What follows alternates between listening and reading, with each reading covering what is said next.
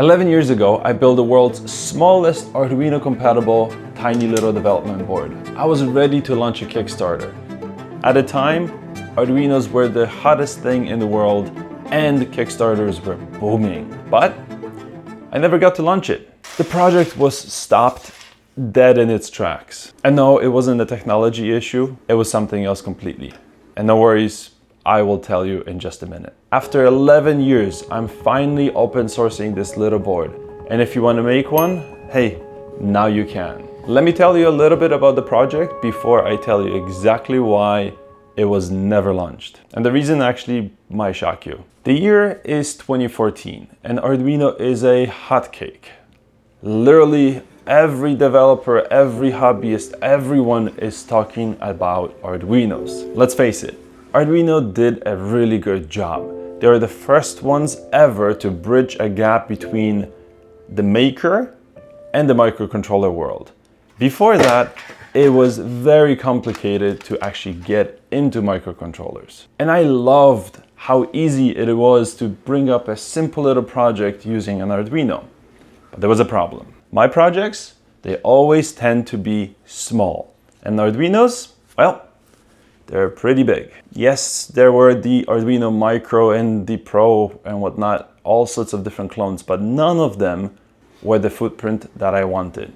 So that left me no choice but to design my own board. I wanted something that fits literally on top of a fingertip.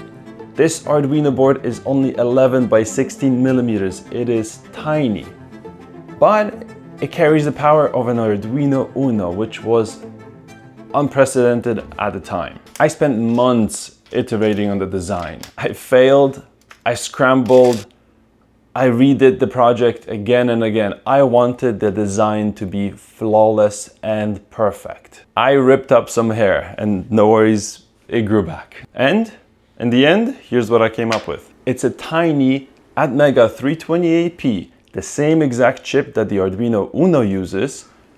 It has a 16 megahertz crystal, so you could run it at full speed. A tiny little regulator, so you can actually power some stuff using this exact board without any external regulators. And the best part, you develop your project on an Arduino Uno and then simply wire it up exactly to this board, run your sketch, and off it goes. But to make it this small, I had to do quite a bit of magic. I had to go down all the way down to 0201 capacitors and resistors and make it really tiny. It was extremely difficult to assemble these even under a microscope. Just a fair warning for anyone that's going to build these. But the footprint and the capability, it's unbeatable. To make it super simple to use, I made shield for the design. I did an FTDI shield, so it's super easy to just program it and then throw it into your project, solder it up and leave it and forget it. I made an IMU shield, a button shield, an LED shield, and all sorts of other designs that I wanted to dream up. The project was ready and I was beyond excited. I even went ahead and actually did panels for the initial microbit.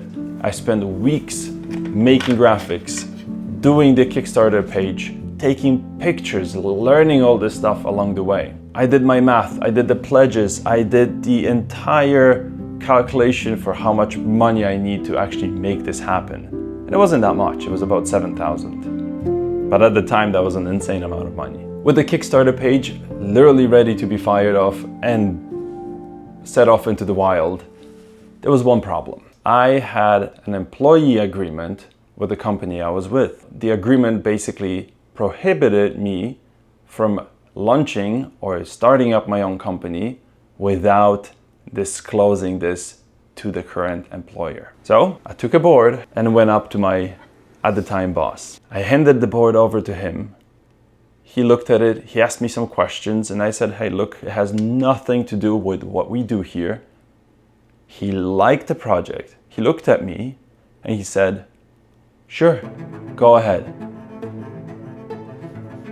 A stone literally fell off of my chest. I was free and ready to go with my Kickstarter campaign. 30 minutes later, I remember this as if it was literally yesterday. 30 minutes later, I am sitting at my computer at work. I get an email. It's an email from HR. And mind you, this is only a 10-person company. It's tiny. I see the person that sent the email right in front of me. And the email says, going ahead with this project would interfere with A, B, and C of the contracts. My heart sank. 2 weeks later, I decided to resign. They countered. They raised my salary by 50%. 50%.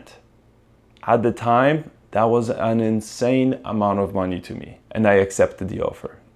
I took their money. I said to myself, okay, there is a risk with launching a project like this. It might not work out, right? But the money that's coming in and that I'm making is real. I could save up and then do something even bigger. And that's what I did. I stayed there for half a year and then I quit again. And that's when I decided to go all in on the micro eraser project. But the story itself, you can watch it here. Oh, and by the way, if you want to make one of these, link in the description. I'll see you in the next one. Stay fun.